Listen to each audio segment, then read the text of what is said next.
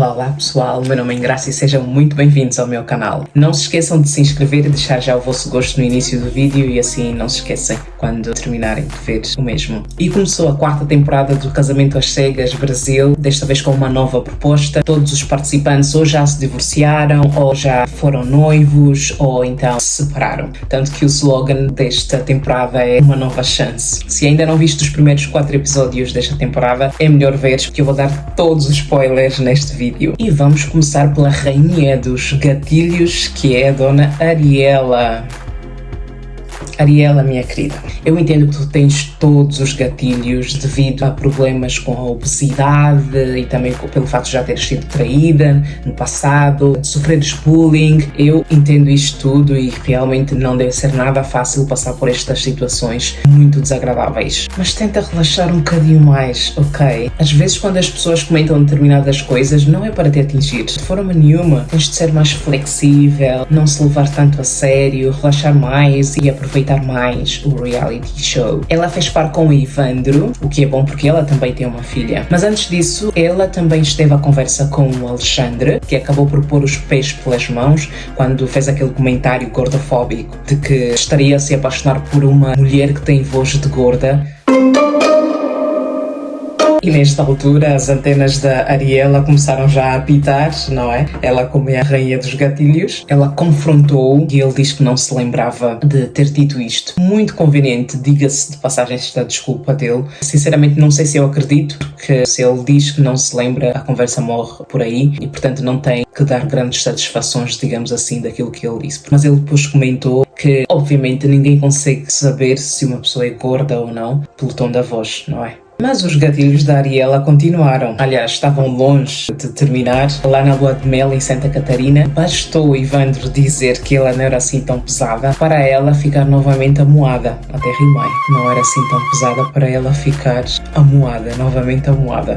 Ela depois foi tirar satisfações com o Ivandro, mas obviamente o Ivandro acabou por repetir aquilo que todos nós vimos, de que era apenas um comentário inocente, uma coisa normal, e que ele não dava muita importância à aparência. Ela decidiu não ir mais além, se é que vocês me entendem, porque o YouTube não gosta que nós usemos determinadas palavras e portanto tenho que usar certos eufemismos, não é? Ela decidiu não ir mais além por causa da filha, por respeito à filha. O Ivandro super apoiou-a, disse que não havia problema nenhum e também ninguém tinha nada a ver com isso, não é? É interessante que a Ariela traz os tópicos responsáveis pelos próprios gatilhos dela, mas depois não consegue lidar com a reação das pessoas. E eu não sei se já reparaste, querida Ariela, mas nós só conseguimos controlar aquilo que nós dizemos ou a nossa reação, nunca a reação dos outros. Foi ela que anunciou às amigas que não tinha tido intimidade com o Ivandro, mas depois quando as outras raparigas estavam a comentar sobre isso, ela não reagiu nada bem, sentiu-se muito desconfortável, mas cá está mais uma vez, se é um assunto que não te deixa confortável, mais vale não falar sobre o assunto. Talvez se não trouxesses este assunto à mesa, talvez outras concorrentes não iriam perguntar, talvez irias passar pelos pingos da chuva. Para acabar esta parte da Ariela, lá na lua de mel há uma parte em que eles todos brindam e o Patrick diz: vamos brindar a intimidade. Meu Deus, foi mais um gatilho. E lá vai outra vez a Ariela dizer: ai, não é legal, precisava fazer aquele comentário, como se o Patrick fosse se lembrar que ela não foi mais além com o Ivandro na noite de núpcias. Eu acho que ele nem ficou a saber. A Ariela é daquelas que tu fazes algo do género: não é legal. Ela vai logo dizer: não é legal. Não gostei deste comentário. Mas eu não disse nada, eu só estava a bocejar. Não, mas não podes fazer, não gosto, dá-me gatilhos. Ou então algo do género: olha, Ariela, veja bem, a comida não queimou, só estava prestes a...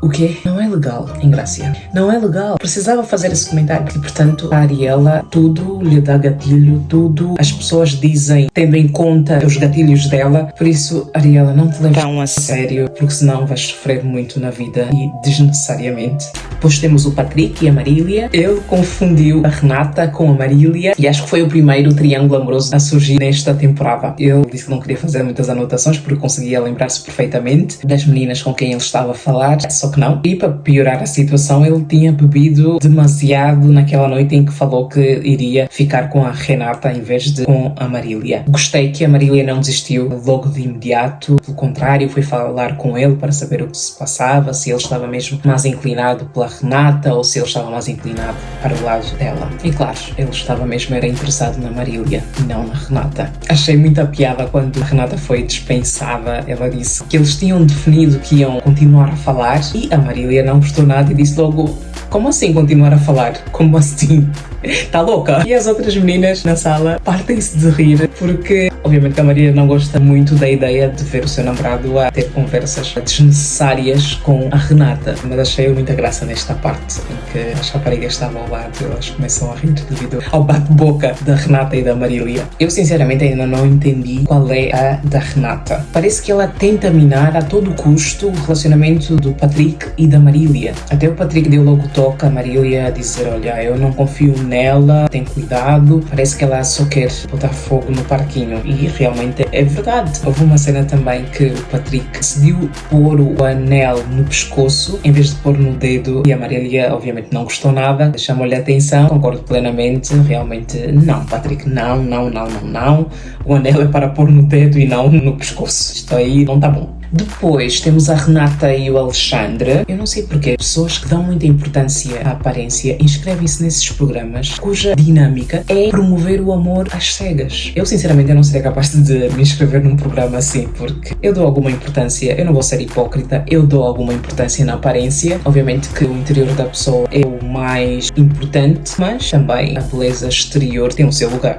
Mas a Renata estava muito focada na aparência do Alexandre, ela estava muito preocupada. E se eu não gostar de ti, e se tu não fizeres o meu padrão, e vice-versa, até que chegou a um ponto em que o Alexandre disse: estás a te achar demais, tu estás no experimento errado, eu acho que tu não devias te preocupar muito com a aparência, o que importa é a conexão que nós estamos a criar, a relação que nós estamos a criar, e depois o resto é resto. Mas gostei muito desta parte em que o Alexandre lhe pôs no lugar dela e ela precisou desta sacudida para baixar um pouco a bola e concentrar-se na relação que eles estavam a desenvolver. Mesmo antes deles se encontrarem, ela continuou a bater na tecla da aparência. Mas pronto, tudo correu bem, eles gostaram um do outro, por visto fazem um género um do outro, e o encontro entre eles também correu muito bem. Achei a Renata um pouco convencida e intrometida nos assuntos alheios. Não gostei nada quando ele falou da calvície do Patrick. Parece que ela está à procura de defeitos, não é? Acho que ela ainda não superou a rejeição por parte do Patrick e então está à procura de defeitos no Patrick para de certa forma se sentir melhor. E depois outra coisa, ela diz que está feliz, mas ao mesmo tempo não para de se intrometer no relacionamento da Marília e do Patrick. Chegou até mesmo a dizer que o Patrick entrou no programa não para ter um compromisso sério, mas para se divertir, o que sinceramente eu não vejo isso. Eu acho que ele até veio com boas intenções e portanto a Renata, sinceramente eu acho que ela só quer mesmo continuar a criticar o Patrick para de certa forma se sentir melhor por causa da rejeição, não é? Porque o Patrick rejeitou-a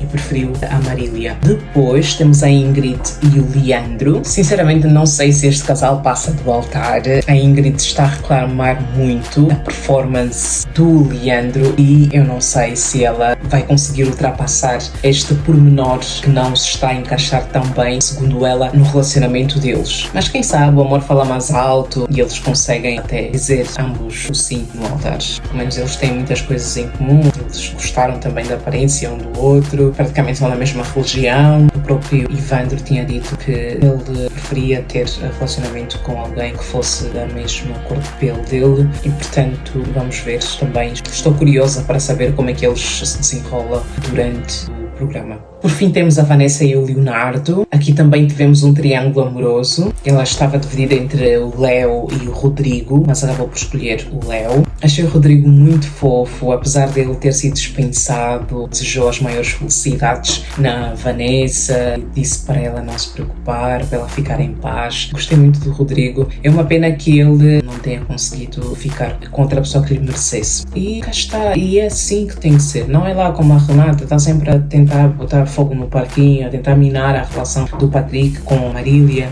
Não sei não, mas acho que a Renata ainda vai dar muito o que falar nesta temporada. A Vanessa está tão feliz com a escolha dela que ela só passa a vida a agradecer a Deus pelo Léo. Ela diz, ai, ele é tão bonito. E é interessante porque ele corresponde à descrição que ela tinha dele e acho que eles combinam muito bem. Se vocês me perguntarem qual casal eu apostava neste último, a Vanessa e o Léo, porque eu acho que eles estão muito felizes um com o outro e até mesmo nas previsões dos próximos episódios não surgiu assim grandes desentendimentos entre eles. Portanto, eu acho que eles são daqueles casais que vai dizer o sim no altar. Ambos vão dizer sim no altar. Mas cá está, nunca se sabe. O casamento às cegas é sempre uma grande surpresa e, portanto, vamos esperar para ver como é que se vai desenrolar os próximos episódios. Mas realmente eu acho que eles são os únicos casais que eu ponho fé. De resto, e também devido às previsões, não sei não se eles vão dizer sim no altar. Muito bem, terminamos assim a análise destes primeiros 4 episódios. Mais uma vez, não se esqueçam de se inscrever e de deixarem o vosso gosto se assim desejarem. E vemos então na próxima análise.